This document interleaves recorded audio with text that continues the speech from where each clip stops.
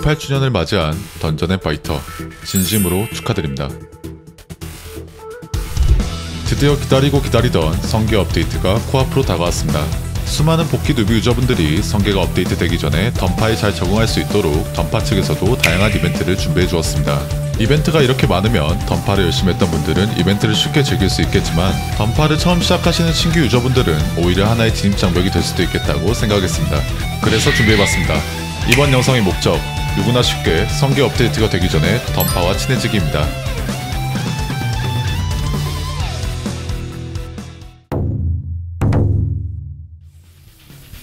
현재 던파의 캐릭터는 61개의 딜러와 4개의 버퍼로 나눌 수 있습니다. 딜러 직업군을 크게 두 가지로 나눠보자면 무기의 강화를 하는 퍼뎀 캐릭터와 재련을 하는 고뎀 캐릭터로 나눌 수 있습니다. 여기서 강화는 게임 내 재화인 골드를 꽤나 많이 소모해야 캐릭터를 강하게 만들 수 있습니다. 하지만 재련은 시간만 투자한다면 골드를 소모하지 않고 캐릭터를 강하게 만들 수 있습니다. 이벤트가 없었다면 재련 캐릭터를 추천드리겠지만 현재 이벤트로 12강화권을 무려 3개나 얻을 수 있기 때문에 이왕이면 강화 캐릭터를 추천드립니다. 자신이 하고 싶은 캐릭터가 강화 캐릭터인지 재련 캐릭터인지 모르겠다면 던파 홈페이지 가이드 탭에 캐릭터 정보에 들어가면 확인할 수 있습니다. 캐릭터 종류가 많은 만큼 선택이 어려운 걸 저는 너무나 잘 알고 있습니다. 그런 여러분들의 고민을 조금이라도 해소해드리고자 제 유튜브는 캐릭터 공략 영상이 주 컨텐츠로 자리 잡게 되었습니다. 캐릭터를 선택하기 전에 어떤 캐릭터인지 알고 싶다면 제 유튜브 영상을 참고하시는 걸 추천드립니다. 캐릭터 선택은 모든 RPG 게임의 첫 번째 발걸음입니다.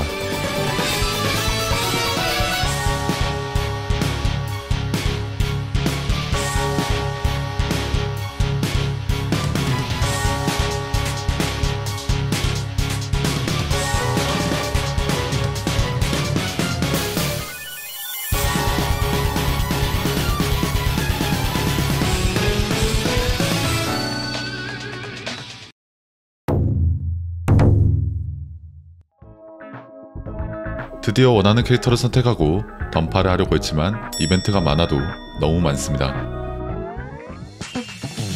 저 같은 고인물은 이벤트가 이렇게 많으면 축제 분위기지만 게임을 오랜만에 플레이하거나 처음 시작하시는 분들은 이해하기 어려울 수 있다고 생각했습니다. 그래서 저도 뉴비분들과 같은 입장이 돼서 이벤트를 하나하나 알아보도록 하겠습니다. 현재는 사용하지 않는 제 네이버 계정 던파입니다. 정말 처음 던파를 접속한다면 아무것도 없습니다.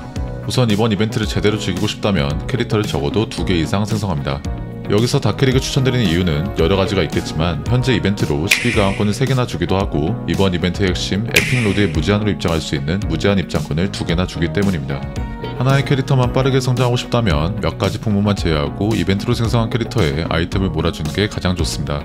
하지만 저는 이벤트 아이템의 사용 방법을 모두 보여드리기 위해서 일반 생성과 이벤트 생성을 나눠서 보여드리겠습니다. 캐릭터를 전부 생성했다면 첫 번째 캐릭터로 접속합니다. 화면 하단에 느낌표가 정말 많지만 당황하지 않고 원스 스페셜 기프트 이벤트를 클릭하고 보상을 받아줍니다. 보상을 수령하면 에픽로드 무제한 입장권 상자와 여러가지 아이템이 들어있는 스페셜 기프트 상자를 받을 수 있습니다. 우선 에픽로드 무제한 상자는 즉시 사용하고 이어서 스페셜 기프트 상자도 사용합니다. 첫 번째로 황금 성장 세트 상자를 클릭해서 전부 이 캐릭터에 사용합니다. 전부 사용하면 즉시 만렙을 찍을 수 있고 2차 각성까지 완료된 상태가 됩니다. 두 번째로 성장하는 모험가 장비 세트 상자를 클릭해서 이 캐릭터에 사용합니다. 장비가 없어서 던전을 갈 수 없었지만 즉시 던전을 갈 수 있게 되었습니다. 세 번째로 12강화 팔찌랑권 세트 상자를 클릭해서 보상을 받고 무기에 사용합니다. 여기까지 보상을 사용했다면 이 다음 아이템부터는 이벤트로 생성한 캐릭터에 사용하는 게 좋습니다. 편의상 저는 이 캐릭터에 사용하겠습니다. 네 번째로 클롤레 아바타 엠블렘 풀세트 상자를 자신의 직업에 맞게 받아주시면 됩니다. 어떤 아바타 옵션을 받아야 할지 몰라도 자동으로 유저 선호 옵션으로 지정되기 때문에 큰 걱정은 하지 않으셔도 됩니다.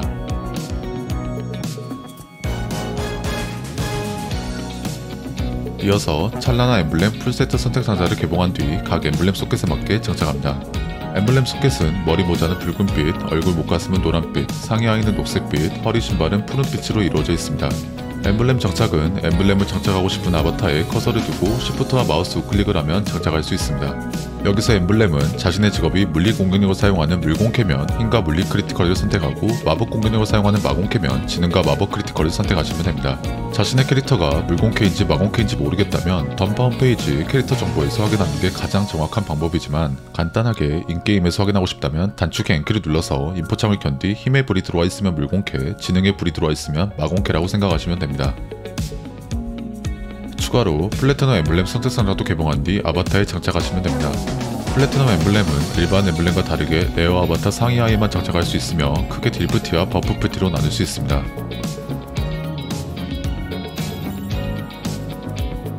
다섯 번째로 버프 강화 아바타 상자를 개봉한 뒤 버프 플래티넘 엠블렘을 선택하고 아바타에 장착하시면 됩니다.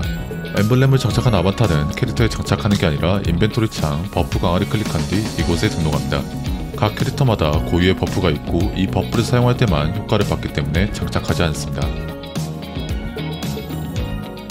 여섯 번째로 칭호, 오라, 크리처 세트 상자를 개봉한 뒤 모두 캐릭터에 장착합니다. 여기서 획득한 화려한 붉은빛 엠블렘은 오라 아바타에 장착합니다.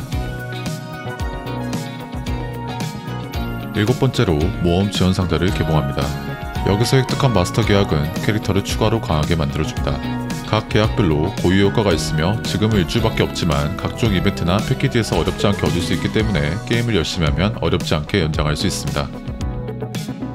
마지막으로 원샷 장비 증폭서입니다.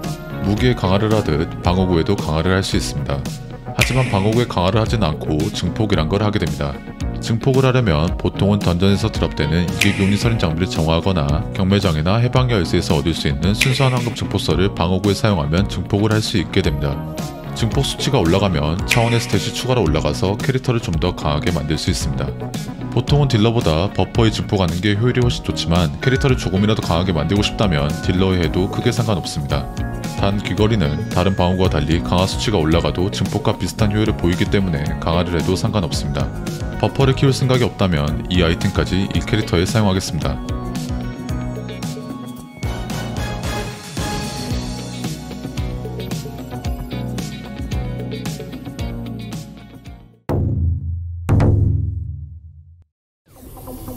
여기까지 완료하셨다면 완벽하진 않지만 캐릭터 하나를 나름 멋지게 세팅하셨습니다. 이제 이 상태에서 캐릭터의 스킬을 찍어주고 증각성 퀘스트를 완료한 뒤 이 캐릭터는 후에 설명할 에픽로드를 계속 돌아주시면 됩니다. 추가로 증각성 퀘스트는 젤바에 있는 로이한테 말을 걸고 제네시스 동료포 던전을 클리어하면 완료할 수 있습니다. 그리고 증각성 퀘스트를 하다가 느꼈지만 이 캐릭터 아무것도 없는 계정에서 시작한 거라 무쇠키브 조각이 한 개도 없더라고요. 참고로 무쇠키브 조각은 상급 스킬을 사용할 때 필요한 소모품이며 던전에서 나오는 장비를 던전화 패치기에 가면 얻을 수 있습니다. 이렇게 된 거 오히려 좋습니다. 무자본 유저분들이 골드를 벌 수 있는 방법까지 알려드리겠습니다. 던파에서 던전을 돌아 골드를 버는 행위를 흔히 광부라고 칭합니다. 광부를 할 수 있는 광부 던전은 일반 던전인 캐년일과 상위 30% 유저들만 갈 수 있는 폭풍이 부른 성이 있습니다. 현재는 폭풍이 부른 성을 갈 수 없기 때문에 세리아 방에서 오른쪽으로 이동한 뒤 필라시아오를 선택한 다음 관제판을 클릭하고 힐링 제도로 이동하면 됩니다. 그 다음 포탈에 입장하면 캐년일에 갈 수 있습니다. 캐년일의 난이도는 5개로 이루어져 있으며 난이도가 올라갈수록 더 많은 골드를 얻을 수 있습니다. 일반적인 광부 방법은 던전에 입장하고 모든 방의 던전을 클리어한 뒤 보스를 잡으면 되는 간단한 방식입니다. 골드가 당장 필요하지 않다면 광부 던전에 피로도를 쓸 이유가 없기 때문에 바로 에픽로드로 가시면 됩니다.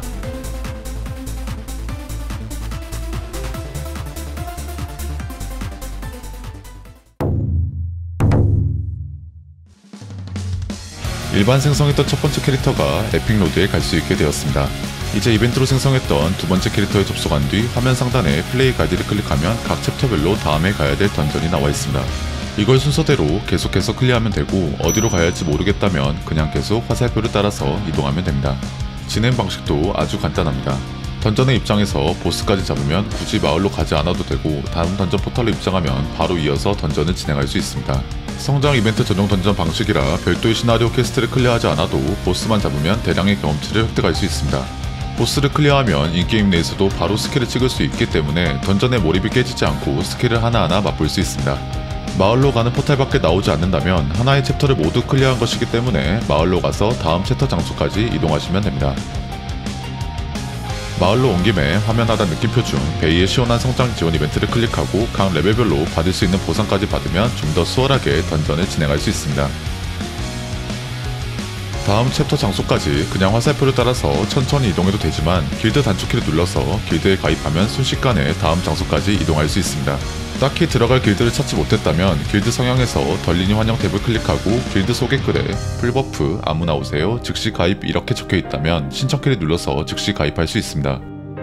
길드에 가입하고 길드 파티 텔레포트 키를 클릭한 뒤 맵 선택을 하고 원하는 지역을 클릭하면 즉시 그 장소로 이동할 수 있습니다. 길드에 가입하는 여러가지 이유가 있겠지만 개인적으로 저는 이 기능이 가장 마음에 드는 기능이었습니다.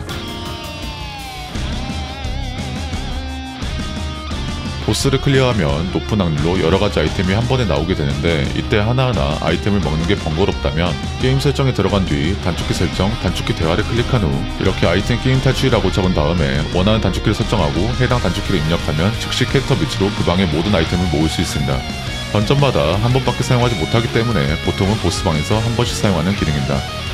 일단 저도 빠르게 말레까지 찍고 오겠습니다.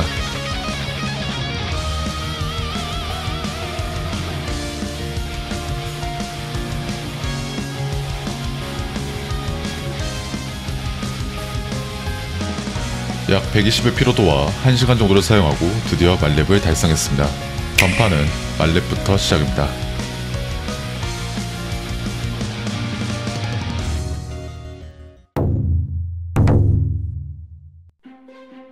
드디어 이벤트로 생성했던 두 번째 캐릭터가 말렙을 달성했습니다. 우선 화면 하단에 베이의 시원한 성장 지원 이벤트를 클릭한 뒤 110레벨 달성 보상을 받아주시면 됩니다. 상자를 개봉한 뒤 12강화가 되어 있는 무기는 바로 장착합니다. 여기서 105레벨 에픽 장비 조합 선택 상자를 간단하게 설명하자면 여러가지 세팅이 있지만 가장 인기 있는 두 가지 세팅에서 고민을 하게 됩니다. 첫 번째는 오브젝트 장비 조합 세팅입니다. 흔히 자수라고 불리고 있는 세팅이며 캐릭터의 스킬로 딜을 한다기보다는 장비의 효과로 발동되는 오브젝트로 딜을 하는 세팅입니다.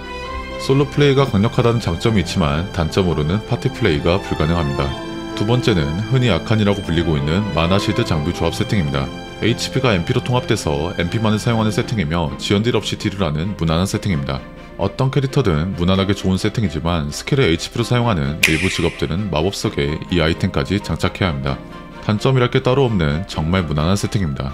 에픽 로드가 없었다면 자수 세팅을 추천드릴만 하지만 저는 레이드까지 바라볼 수 있는 아칸 세팅을 추천드립니다. 자신이 하고자 하는 세팅을 정했다면 상자를 열고 모두 장착합니다.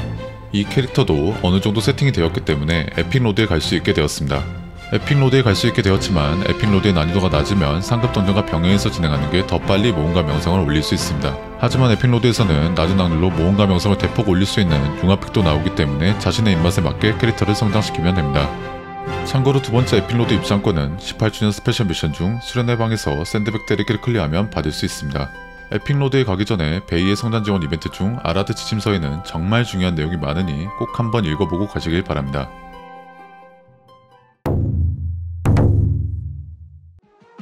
드디어 기다리던 에픽 로드에 갈 준비가 모두 끝났습니다. 에픽 로드에 입장하는 방법은 세리아 방에서 클리파를 클릭한 뒤 클리파의 차원 입장을 클릭하면 입장할 수 있습니다. 에픽 로드는 확률적으로 에픽을 얻을 수 있는 잠식된 차원과 차원 에너지를 소모하면 확정적으로 에픽을 얻을 수 있는 잠식된 차원의 심연으로 이루어져 있습니다. 여기서 차원 에너지는 잠식된 차원을 클리어하거나 클리파의 미션을 클리어하면 얻을 수 있습니다.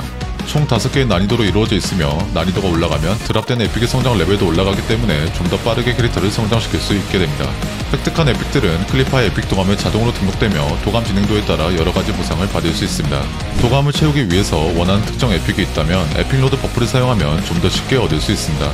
에픽로드 버프는 하루에 3번 돌릴 수 있는 룰렛에서 확률적으로 뽑거나 클리파의 스페셜 상점에서 구매할 수 있습니다. 클리파의 상점을 사용할 수 있는 이벤트 지화인 잠식된 차원의 파편과 정제된 차원의 파편은 에픽로드를 열심히 돌면 얻을 수 있습니다. 캐릭터의 장비를 성장시키기 위해서는 세리아 방의 신비한 힘의 마법사를 클릭하고 옵션 성장에 들어가면 아이템을 성장시킬 수 있습니다. 아이템을 성장시키려면 별도의 재화를 소모하거나 장비 옵션 레벨 성장권이 필요합니다. 하지만 에픽로드에서 획득한 에픽들은 재화를 소모하지 않고 아이템을 성장시킬 수 있습니다. 추가로 일반 생성으로 만들었던 첫 번째 캐릭터가 획득한 에픽들 중에서 아까 제가 추천드린 아칸 세팅 장비가 어느 정도 파밍이 돼서 장비를 바꾸고 싶다면 장착하고 있던 모험가 장비를 장착 해제한 뒤 첫 번째 장비 성장칸에 바꾸고 싶은 에픽 장비를 넣고 두 번째 장비 성장칸에 모험가 장비를 넣어줍니다. 그 다음에 인챈트 명성을 클릭한 뒤 옵션 성장을 진행합니다. 이렇게 해야 본래 장비에 있던 마법 부여나 증폭 수치가 날아가지 않고 유지됩니다. 난이도를 올려가면서 에픽로드를 돌다 보면 정말 빠른 속도로 바칼레이드 명성까지 도달할 수 있습니다. 이번 영상에서 다루지 못했지만 중요하다고 생각되는 각종 이벤트 아이템 사용 방법입니다.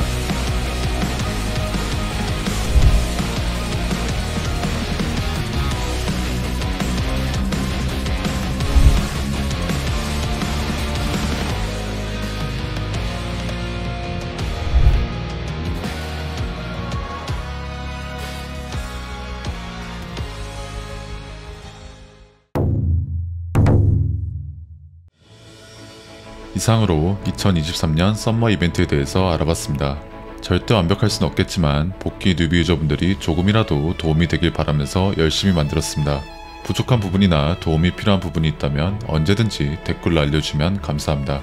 긴 영상 봐주셔서 정말 감사합니다. 이상 완벽이었습니다.